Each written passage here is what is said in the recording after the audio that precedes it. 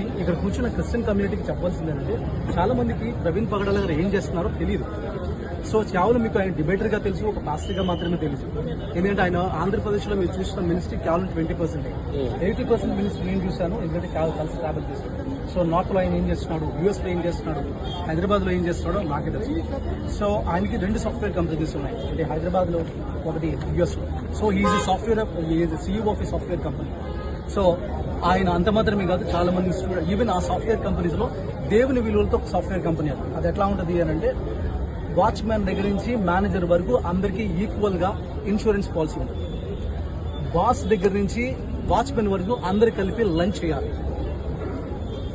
సమానత్వం. ఎందుకంటే అందరు దేవుడు తన పోలికలు చేసుకోవడాన్ని విలువలతో చూపించిన ఒక బిజినెస్ మ్యాన్. ఎందుకు అనంటే ఇక్కడ నేను చెప్పేది ఏంటంటే వాక్యంలో వెళ్తుంది చాలాసార్లు. అదేంటే ప్రసంగాలు ఎక్కువైపోయింది మనకి.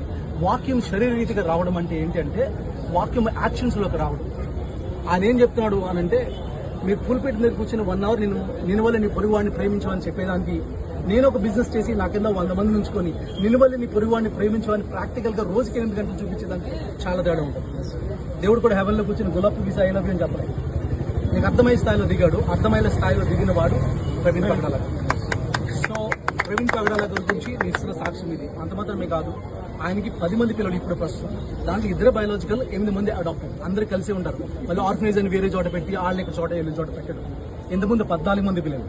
సో ఒక పిల్లలు ఒక స్థాయికి వచ్చి వాళ్ళని మెచ్యూర్ చేసిన తర్వాత వాళ్ళు ఏం చేస్తారంటే వాళ్ళు మళ్ళీ ఫ్యామిలీస్ దగ్గర పంపించేస్తారు, మళ్ళీ కొత్త మందిని తీసుకుంటారు. అంత మాత్రమే కాదు, ఈవెన్ నార్త్ లో కొన్ని విలేజెస్ లో మీకు పవర్ లేదు వాళ్ళ ఏరియాలో ఆయన సోలార్ లైట్లు వేయించారు. ఈవెన్ మీకు తెలుసు పాండమిక్ టైంలో, అంటే కోవిడ్ టైంలో మనకి ఒక పాస్టర్గా పేరు చెప్పదలుచుకోలేదు కానీ ఒక పాపులర్ ఒక సెలబ్రిటీ పాస్టర్గా ఉన్న ఆయన 4 కార్లు వేసి 4 బస్సులు వేసి కేసీఆర్ని పిలిచి పెద్ద అడౌట్ చేశారు. కానీ అదే టైంలో ఈయన 18 బస్సులు వేశారు. బట్ నోబడీ నోస్ హియర్, ఎవరికి తెలియదు. ఎందుకంటే నేను చెప్పేవారు, ఎందుకంటే నేను ఉన్నాను కాబట్టి. ఎప్పుడు గొప్పలు చెప్పుకోడు, ఇలా చేశాను చెప్పుకోడు.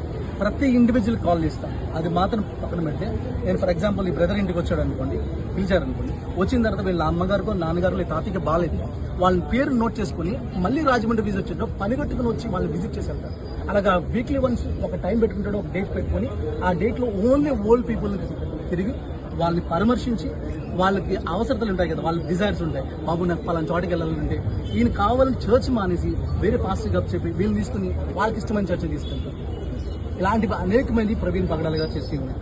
అందుకని నేను చెప్తాను, బైబిల్ టీచర్స్ చాలా మంది ఉన్నారు, చాలా మంది డిబేట్స్ ఉన్నారు. కానీ ఈ లెవెల్లో అంటే దేవుని రాజ్యాన్ని అర్థం చేసుకునే స్థాయిలో చెప్పిన ఒకే స్పీకర్, తెలుగులో ఉన్న స్పీకర్ నేను ఒకటే.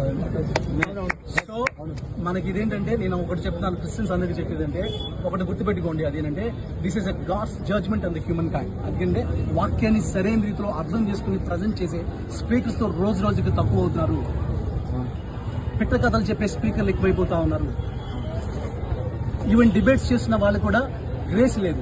దేవునికి వాక్యం చెప్తుంది, do this with gentleness and meekness. సాత్వికంతో సమాధానం చెప్పడానికి ఎలా సిద్ధంగా, సాత్వికంతో ఎప్పుడు చిరునవ్వు వేసుకొని చేసే ఒకేక డిబేటర్ ఎవరన్నా అంటే ఈయనతో ఎంతమంది ఉన్నా చాలా మంది డిబేట్స్ మధ్యన క్లాష్ వచ్చినా ఈయనే కలిపారు. కాబట్టి నేను చెప్తున్నా, ఇవన్నీ ఎందుకు చెప్తున్నానంటే ప్రవీణ్ పగడాల గారు ఏం చేశారు అనేది మీ అందరికి చాలా మంది క్రిస్టియన్స్ కి తెలియదు. అందుకని ఇవన్నీ చెప్పడానికి ఇది ఒక ప్లాట్ఫామ్ గా వేదిక చేసుకుని ఆయన గురించి ప్రార్థన చేద్దాం. ఎందుకంటే ఇప్పుడు ఆయన లవ్ టైమ్ సాఫ్ట్వేర్ కంపెనీస్ దెబ్బతింటాయి. చాలా మంది పిల్లలు వాళ్ళకి అనాథలు అయ్యే ప్రమాదం ఉంది. ఇవన్నీ ఉన్నాయి. ఈవెన్ నార్త్ లో ఆయన చేసిన మినిస్ట్రీస్ కానీ ఇవన్నీ ఉన్నాయి. ఇవన్నిటిలో మీనింగ్ఫుల్ గా మీరు ప్రార్థన చేయండి, ఆ కుటుంబం కోసం ప్రార్థన చేయమని కోరుతాను.